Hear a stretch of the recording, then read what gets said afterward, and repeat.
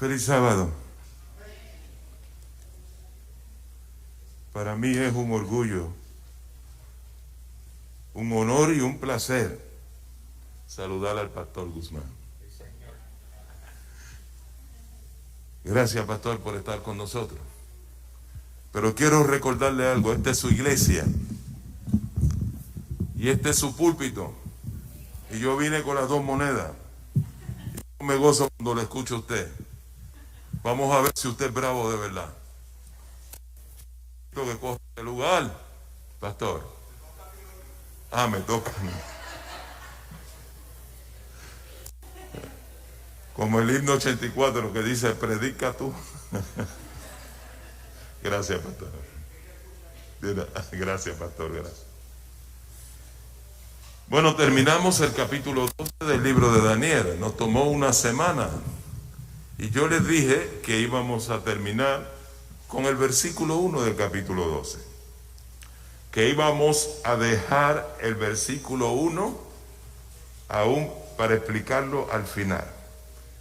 Y cuando tocamos el versículo 1, lo primero que mencionamos fue que no debió haber sido el versículo 1. Realmente el capítulo 11 de Daniel termina en el versículo 5, o el versículo 4, perdón. Porque Daniel viene narrando algo interesante. Y el versículo 1 dice, y en aquel tiempo, un momento, ¿en qué tiempo? ¿De qué estamos hablando? ¿Qué forma de empezar un capítulo?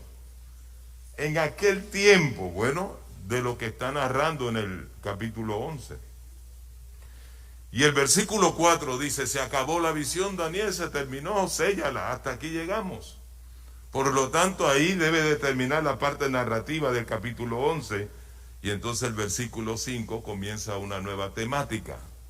Comienza la conclusión, el resumen de todo el libro de Daniel, el epílogo, como decimos.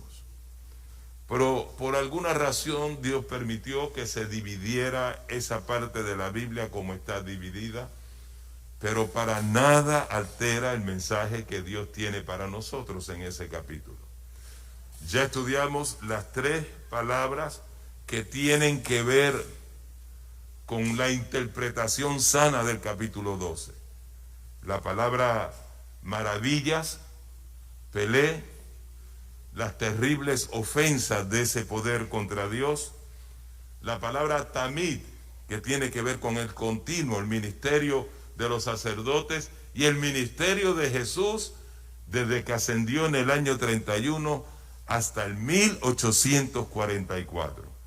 Y la palabra abominación asoladora, en hebreo el sicusomen, palabra que está conectada con todas las profecías, especialmente con la obra impostora del anticristo romano hasta el 1798.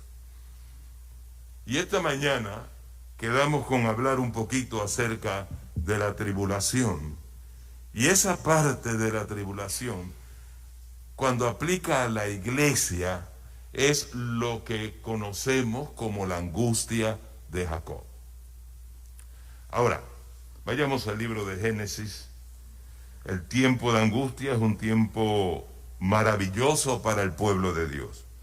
Muchos presentan la angustia de Jacob como si fuese un momento terrible para la iglesia.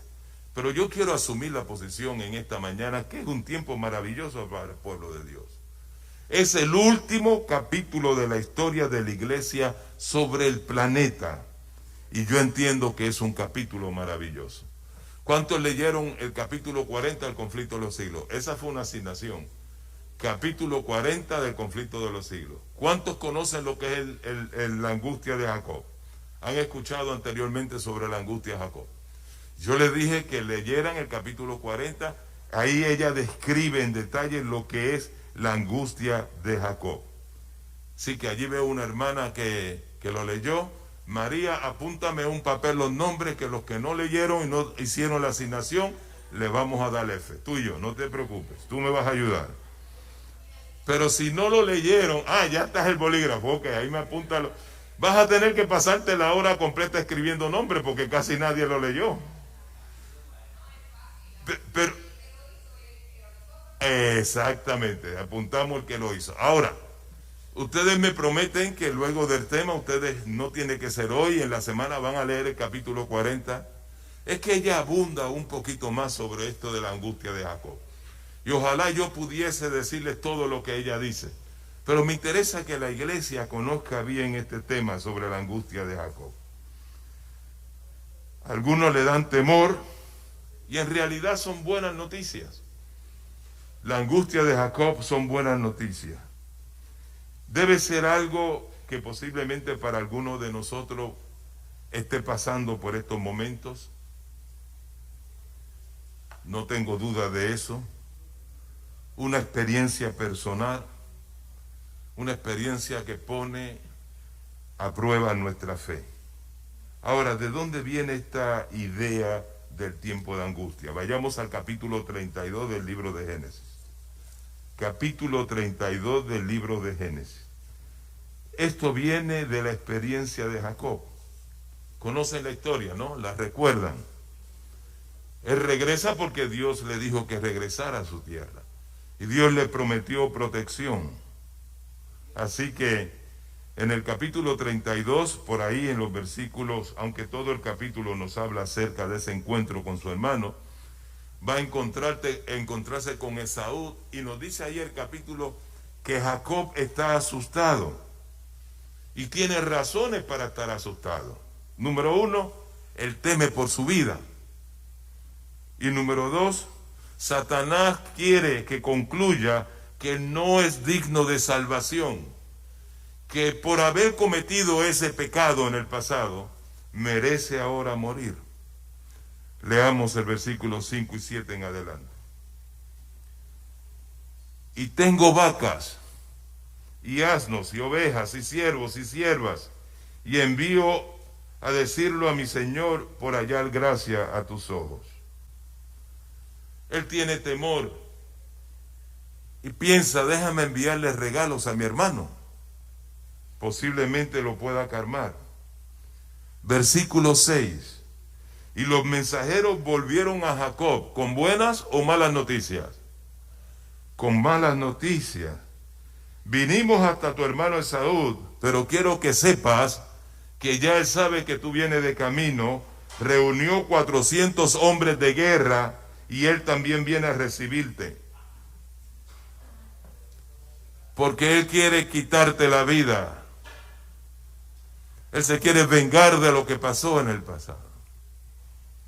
Así que Jacob se estremeció. Dice el versículo 7 que Jacob tuvo gran temor y angustióse. Cuando usted va al original, al hebreo, esa palabra se angustió. Ese verbo quiere decir estrechez. Es cuando uno tiene claustrofobia, que se encuentra encerrado en 4 paredes. Yo no entendía lo que era eso cuando un día se paró un ascensor, yo estaba solo y ni para arriba ni para abajo se fue la luz. Y en lo que prendía la planta sentí claustrofobia. Me desesperé. Está encerrado en 4 paredes, sin espacio, y se produce ansiedad. Y eso es lo que le ocurrió a Jacob. Y a veces nos ocurre mucho en experiencias personales que ustedes conocen. Se encontró sin espacio. Se crea angustia, se crea pánico. Y también Jacob siente o tiene el sentimiento de culpabilidad. Angustió, se dice, en gran manera. Y partió el pueblo que tenía consigo, y las ovejas, y las vacas, y los camellos, y las cuadrillas. Y dijo, si viniera Esaú a una cuadrilla y la hiriere, la otra cuadrilla escapará. Así que Jacob se encuentra ahora sin espacio para realizar su vida, y dice la palabra de Dios que se angustió profundamente. Nos puede pasar hoy día en nuestra experiencia espiritual. Vayamos al versículo 20. Y diréis también, he aquí tu siervo Jacob, enviándole el mensaje a su hermano, viene tras nosotros, porque dijo, apaciguaré su ira con el presente que va delante de mí, y después veré su rostro, y quizás le seré acepto. Jacob fue muy astuto, muy astuto. ¿Saben por qué? Porque él dividió todo lo que tenías, sus ovejas, sus camellos, su ganado, su familia. Separó una regalía inmensa para su hermano, inmensa, inmensa. Y entonces los mandó en cuadrilla, unos que lleguen primero para que el hermano pregunte, y esto es para ti, te lo manda a tu hermano Jacob. Y al ratito que venga la otra cuadrilla, y esto también, sí, te lo mandó tu hermano Jacob. Y luego otra vez otra cuadrilla, y esto te lo mandó también tu hermano Jacob. Lo hizo bien astutamente para ir calmando un poquito la molestia de su hermano. Y esa experiencia por la cual pasó Jacob fue una experiencia que le impactó en su vida. Porque si vamos al capítulo 35 del libro de Génesis, el versículo 3 dice, y levantémonos, dice ahí Jacob, y subamos a Betel, y haré allí altar al Dios que me respondió en el día de mi angustia, y ha sido conmigo en el camino que he andado. Así que Jacob estuvo orando a Dios por perdón. Estuvo orando a Dios para que Dios lo liberara de la muerte. Y dice la historia bíblica que Dios lo liberó. Esa experiencia de Jacob es apropiada por el salmista David. Vayamos a Salmos, capítulo 20. Es apropiada por el salmista David. Y dice así el salmista David, capítulo 20, vamos a leer el versículo 1. Y dice, óigate Jehová en el día del conflicto. Y la original dice de la ansiedad. Por eso algunas versiones usan la palabra ansiedad. Defiéndate el nombre del Dios de Jacob. Y si ustedes ven el versículo 9 del mismo capítulo 20, dice, salva a Jehová, que el rey nos oiga el día que lo invocáremos. También esta experiencia de Jacob la usa tanto el profeta Jeremías como el profeta Daniel, ya lo vimos, Daniel 12:1, y la usan como prefigurando la experiencia del pueblo remanente al fin de la historia. Vamos a Jeremías. Jeremías capítulo 30. Y es interesante notar aquí en Jeremías capítulo 30 que el capítulo comienza con una promesa. Dios promete al pueblo que va a regresar otra vez a Jerusalén. Hay un anuncio, hay una profecía, pero de momento esa profecía se interrumpe en el versículo 4 y se da una nueva profecía. Dice así el versículo 4 del capítulo 30. Estas pues son las palabras que habló Jehová acerca de Israel y de Judá. Porque así ha dicho Jehová, hemos oído voz de temblor, espanto y no paz. Así que aquí se presenta un cuadro de gente llena de temor. Algo terrible va a suceder. Tan terrible que en el versículo 6 dice, preguntad ahora y mirad si da a luz el varón. Porque he visto que todo hombre tenía las manos sobre sus lomos como mujer que da a luz, y hacen tornado pálidos todos los rostros. Los hombres no tenemos idea, y nunca tendremos una idea del dolor que pasan las mujeres cuando dan a luz. Yo creo que si el hombre tuviese que pasar por ese dolor, no hubiera uno vivo en estos momentos. Porque con una monguita nos sentimos que nos vamos a morir. Y usted tiene que ver el dolor que pasan las mujeres. Si usted es doctor o doctora y trabaja en sala de parto, las griterías, las maldiciones, porque maldicen hasta el marido por el dolor que están pasando. Ahora esa es la mujer. Y dice aquí, imagínate, va a ser tan terrible como si el hombre estuviese dando a luz. Versículo 7, cuán grande es aquel día, tanto que no hay otro semejante a él. Repito, tanto que no hay otro semejante a él. Y entonces aquí utiliza el término tiempo de angustia para Jacob. Y entonces viene la buena noticia, mas de ella será librado. Y esas buenas noticias las encontramos ahí en el libro versículo que leímos en el capítulo 12 de Daniel. Capítulo 12, versículo 1. En aquel tiempo se levantará Miguel, que es Jesús, el gran príncipe que está por los hijos de su pueblo, y cuando se levanta es porque se levanta para defender a su pueblo. Cuando un rey se levanta de la silla con furia, va a la guerra a luchar y a defender su pueblo, su gente. El gran príncipe que está por los hijos de tu pueblo. Y será tiempo de angustia cual nunca después que hubo gente hasta entonces, es lo que acaba de decir Jeremías. Pero también da la buena noticia, porque dice más, en aquel tiempo será libertado tu pueblo, todo lo que se hallaren escrito en el libro. Quiere decir que va a haber angustia, que el pueblo va a estar a través de la tribulación aquí en la tierra. Jesús le dijo al Padre, no te pido que lo quites, sino que los protejas, terek in en griego, que los cuides. Dios no se queda con los brazos cruzados. Apocalipsis, capítulo 3, versículo 10, leemos. Porque has guardado la palabra de mi paciencia, yo también te guardaré de la hora de la tentación que ha de venir en todo el mundo para probar a los que moran en la tierra.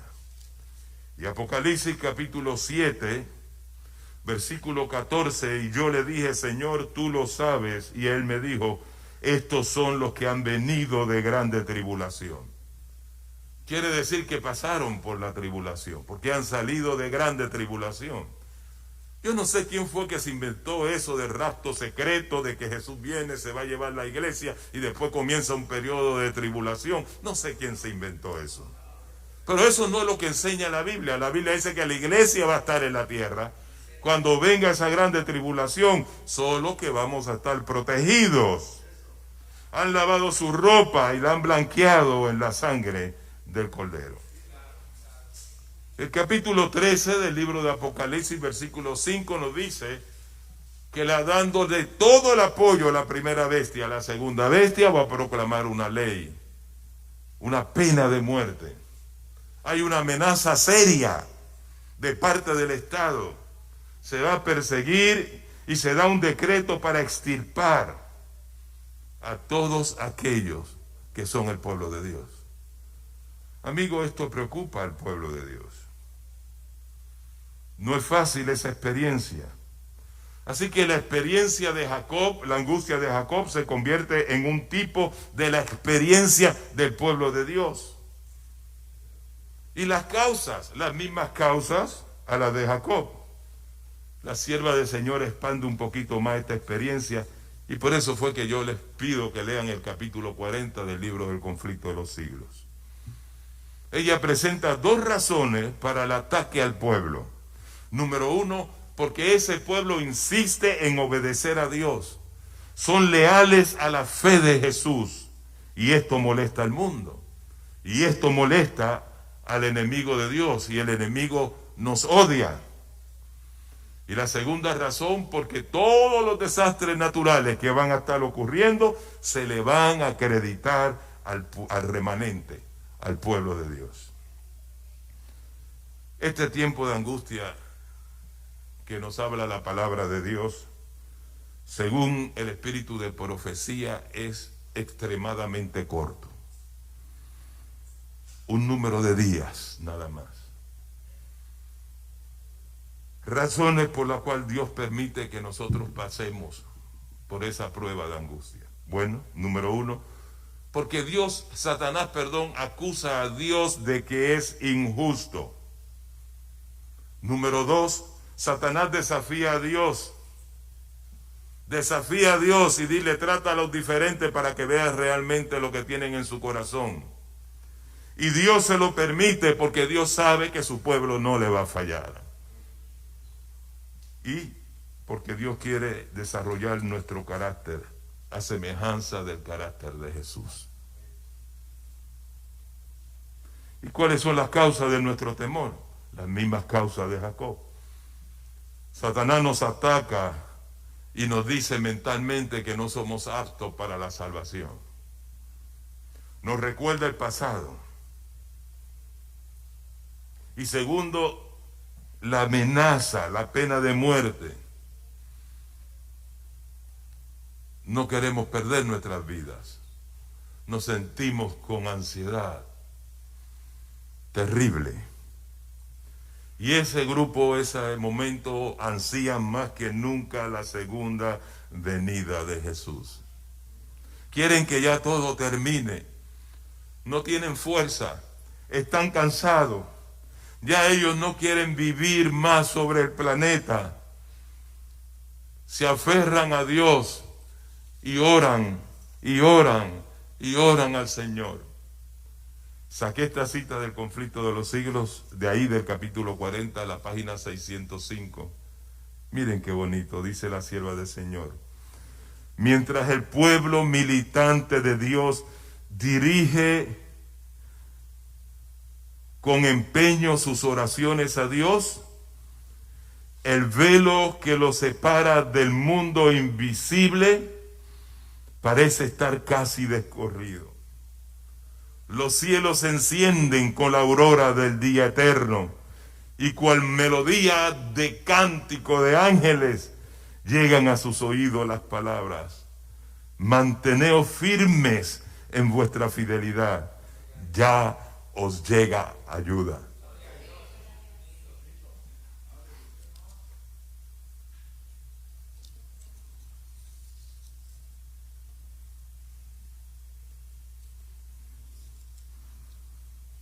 ¿Qué experiencia?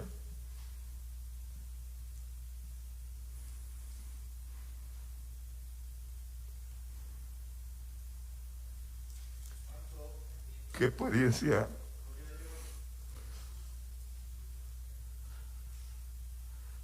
Bonita es esa.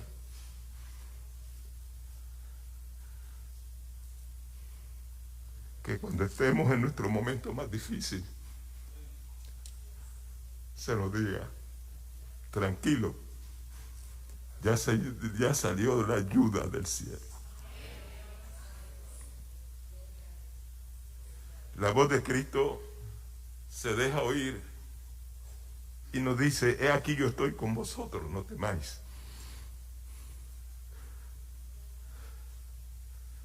Conozco todas vuestras penas, he cargado con vuestros dolores. No estáis lidiando contra enemigos desconocidos. He peleado a favor vuestro y en mi nombre sois más que vencedores.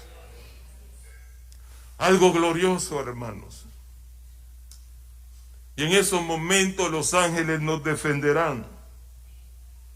Dice que Satanás y sus ángeles se van a personificar. Nos van a atacar, van a mover las masas contra nosotros. Y Dios dice: tú vas a personificar tus ángeles, pues yo también voy a personificar los míos. Y ángeles poderosos, como si fueran soldados, formarán un hilo donde nadie podrá pasar ese hilo hacia el pueblo de Dios. Absolutamente nadie. Tendremos una protección completa. Y dice la inspiración que después que se cierre la puerta de gracia, cuando estemos pasando por la angustia de Jacob, ni uno de los del pueblo de Dios va a morir. Ni uno. Dios no lo va a permitir. Y ese gustito no se lo va a dar a Satanás. Ni uno. Qué glorioso, hermanos. Qué gloriosa esa liberación. Qué tanto anhelamos ese momento. Dice Elena G. de White que Dios no se olvidará de aquellos que están escondidos en las montañas, en las cuevas o en las cárceles. No se olvida de ninguno de sus hijos. ¿Y cuál es el propósito de todo esto? Dice la señora White, da muchos propósitos. Primero, demostrar que Satanás está equivocado al acusarnos. Y segundo, Dios quiere ayudarnos a desarrollar más a la imagen de Cristo. Y esa experiencia va a hacer que en nosotros se manifieste la fe, la esperanza y el amor que tenemos hacia Dios. En el proceso vamos a ser transformados. Es decir, escuchen bien, nada se pierde en esa experiencia. Un capítulo precioso para el pueblo de Dios. El último capítulo de la iglesia es la experiencia más fabulosa de la iglesia. La experiencia más fabulosa que el pueblo de Dios jamás haya tenido sobre el planeta. Y entonces viene la liberación, dice. Gloriosa será la liberación del pueblo de Dios, dice la profeta del Señor. Gloriosa será la liberación del pueblo de Dios. Una generación que con los ojos levantados al cielo verá a su Jesús venir en poder y gloria. Mientras tanto, debemos, hermanos, aprender ahora. Que Dios te bendiga. Con Cristo siempre estaré, con Cristo siempre estaré. Jesús llamará y me despertará. Con Cristo siempre estaré.